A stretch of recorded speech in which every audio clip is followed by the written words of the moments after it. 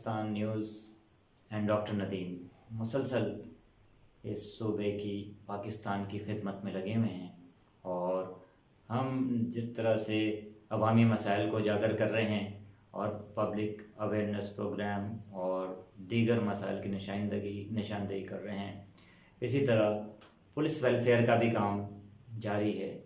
और आपने रिसेंटली मेरा इंटरव्यू देखा होगा जिसमें मैंने पुलिस की रिफॉर्म्स के बारे में कहा था, क्योंकि चारों सूबे में इन सिंध, पंजाब, बलूचिस्तान एंड सरहद पुलिस की रिफॉर्म्स हो गई हैं जिसमें अपग्रेडेशन ऑफ ग्रेड्स है। और मैं आवाम को मुबारकबाद पेश करता हूँ कि हमारी आवाज़ ऊपर तक गई, ऐवानों तक, और उसे सुन लिया गया। और आज एज ए सोशल एक्टिविस्ट मैं आपके सामने और पाकिस्तान न्यूज़ बहुत सुरखरू हैं कि जो अपग्रेडेशन की हमारी गुजारिश थी वो वज़ीर आला सिंध और आईजी सिंध ने सुन ली। और आज लेटेस्ट इत्तलात के मुताबिक वो समरी अपग्रेडेशन की मूव हो गई है, यानी कि पुलिस कांस्टेबल जो ग्रेड 5 में था वो प्रमोट होने वाला है ग्रेड 7 में।